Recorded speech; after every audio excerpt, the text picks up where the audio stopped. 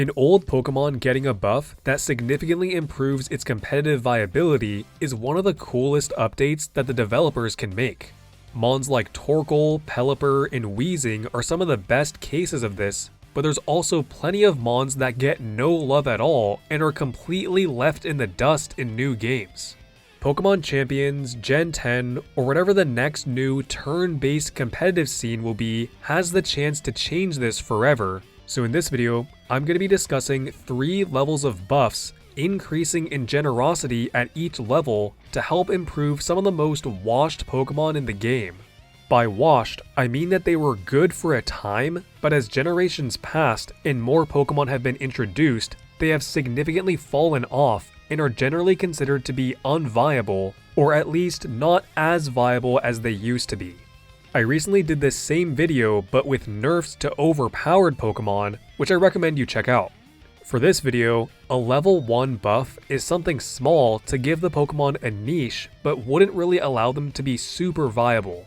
At level 2, the Mon would be buffed enough that they would be considered a viable pick in the meta, but would still have consistent checks to keep them balanced.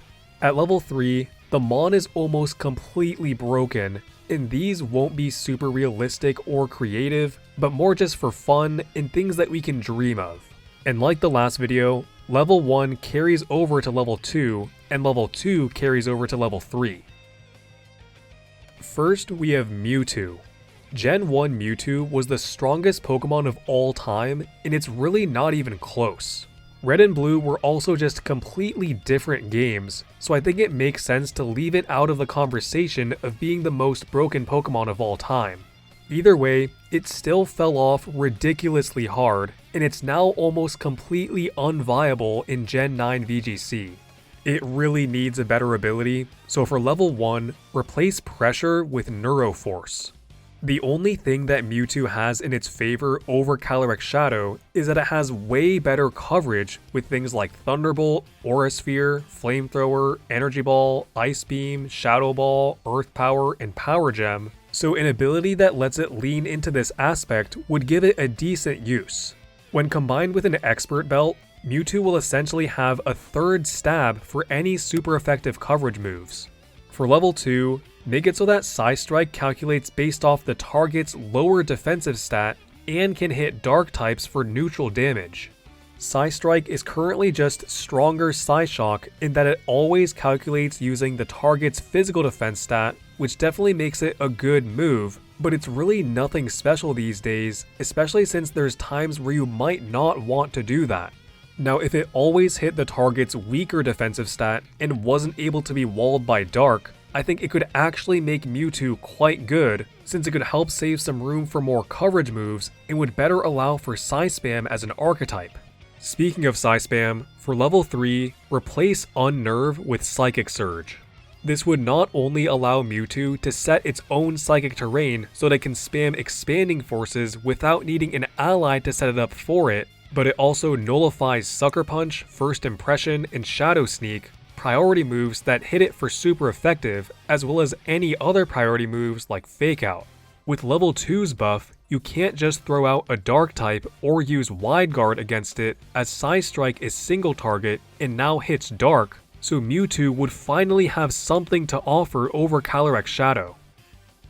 Next, we have Garchomp.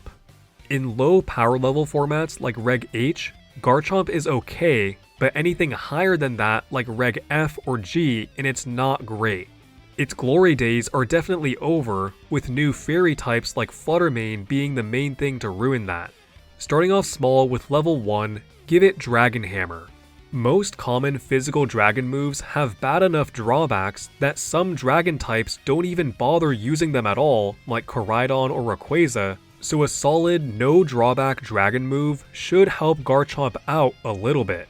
I feel it's quite reasonable for it to learn it, as the description just states that the user uses its body like a hammer.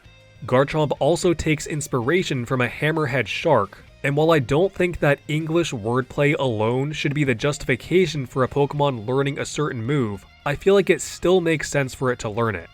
For level 2, give it Dragon Dance. It's about time that Garchomp learns this move, And honestly, at this point, it wouldn't even be broken on it, but it would be good. The other pseudo-legendaries of Dragonite, Tyranitar, Salamence, Kommo-o, Dragapult, and Baxcalibur all get it, 4 of which have higher attack than Garchomp, so I really don't see the issue. Even with Mega Garchomp, there's Mega Baxcalibur that has higher attack that still gets Dragon Dance, although technically Dragon Dance isn't in ZA, but it probably will be back in Champions. So Game Freak, stop being cowards and let this happen. For level 3, give Garchomp Tough Claws as a third ability, and give it Headlong Rush to take advantage of it. Garchomp only has 2 abilities, a primary ability Sand Veil, and a hidden ability Rough Skin, so we could easily give it a secondary ability without changing much of its overall design. Tough Claws increases the power of contact moves by 30%, and with Garchomp now getting 2 great stab contact moves of Dragon Hammer and Headlong Rush, and Dragon Dance for setup, it would be really strong. Next, we have Terrakion.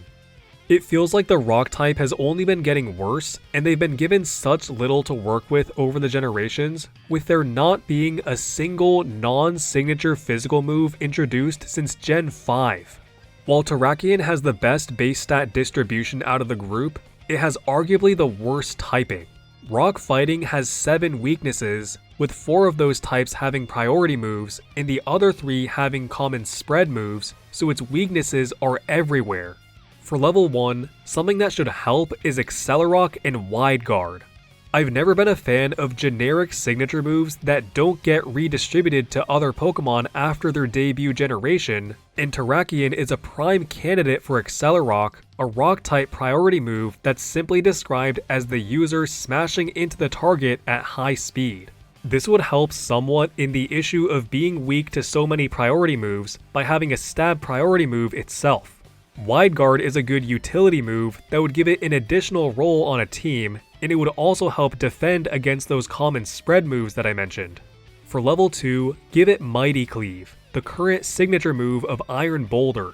While not as generic of a signature move as Accelerock on Lycanroc, Iron Boulder is the future Paradox form of Terrakion, so you could make an argument that Terrakion could learn it as well.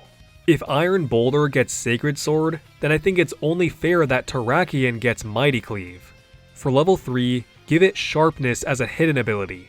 The Swords of Justice still only have Justified, which is not that great of an ability, but Sharpness boosting the Stab Sacred Sword to 135 power, and now Mighty Cleave to 142.5 power would make Terrakion busted. Give it to the other Swords of Justice too. Next, we have Rotom.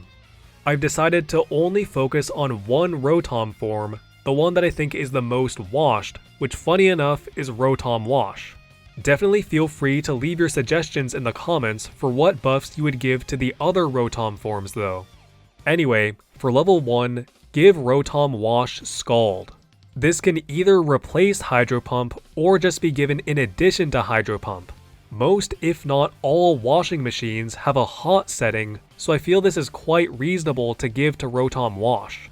I don't know about you, but given the options of Hydro Pump and Scald, I'm picking Scald every time, especially on a more support-oriented mon like Rotom that cares more about the consistency in burn chip rather than the extra direct damage.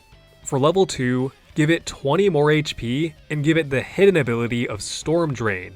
50 HP is really low, and one of the things contributing to Rotom's fall off. It's just not enough to survive the hits from these stronger Pokemon.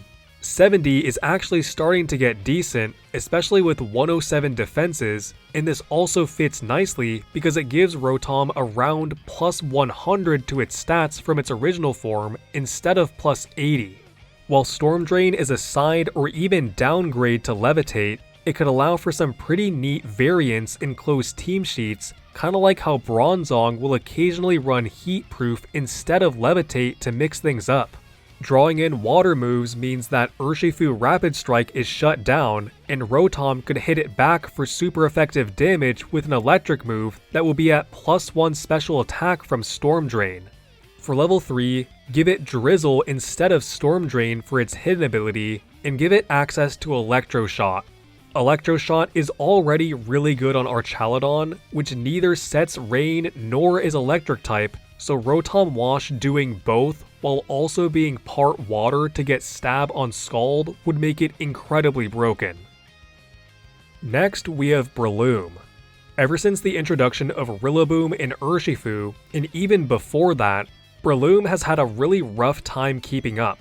It doesn't really have the speed, bulk, or any kind of X factor to stand out, with the previously mentioned Mons being the preferred grass and fighting types, with Amoonguss and Smeargle being the preferred spore users. For level 1, give it Triple Axle and Rock Blast. Breloom has two great stab moves that take advantage of Technician, Bullet Seed, and Mach Punch, so some more coverage moves that also get boosted would be a nice addition. With Grassmons like Meowscarada, Hisuian Lilligant, Blossom, and Zarina getting Triple Axle, and fighting Mons like Conkeldurr and Heracross getting Rock Blast, I think it's reasonable for Breloom to get these moves as well. Ice and Rock allow for super effective coverage into Flying, Bug, and Grass, with Triple Axle and Rock Blast also being multi-hit moves that could take advantage of the loaded dice, so that Breloom isn't just using it for Bullet Seed. For level 2, give it Trailblaze. I understand that Game Freak is really against fast Spore users, but I really don't think that this would be broken, but rather a nice buff to make it viable. At +1 speed, it's still slower than Timid Fluttermane without booster energy, and Trailblaze doesn't change its bad defenses and 6 weaknesses. For level 3, give it Storm Throw. This is a 60 base power fighting move that always crits, which will get boosted to 90 base power from Technician. With critical hits being an additional 50% damage boost, this makes Storm Throw essentially a no drawback 135 base power move that ignores stat changes. Lastly, we have Heatran.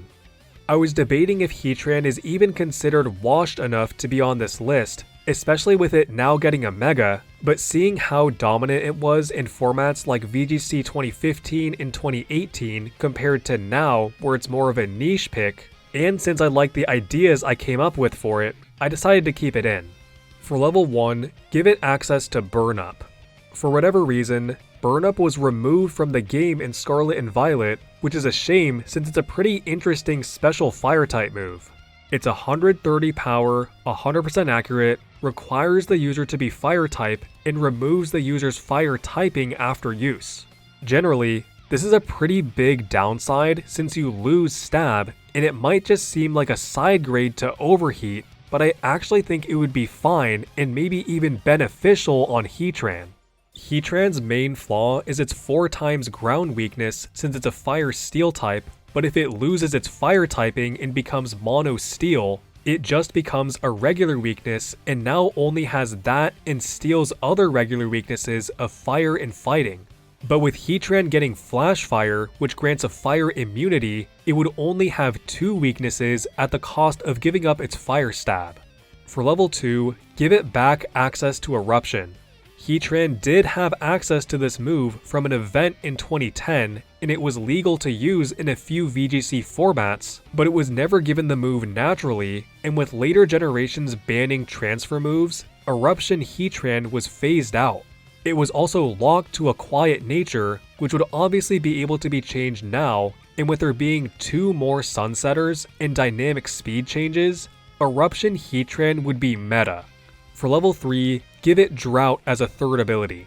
I understand that this is quite lazy and broken, but again, that's kind of the idea for level 3 buffs. And that's 3 levels of buffs to some of the most washed Pokemon in the game. Let me know what you think of the buffs I made and what other washed Pokemon you would like to see get buffs. Anyway, if you want to support me and my channel, just leave a nice comment since I do read all comments. You can also become a member for 99 US cents a month to get a badge next to your name and early video access like all of these lovely people.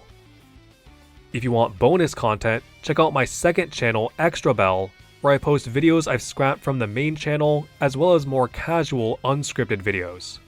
Likes are also one of the ways that YouTube determines if a video should be passed around to more people, so if you feel that this video deserves to be, I would appreciate it. Thanks for watching.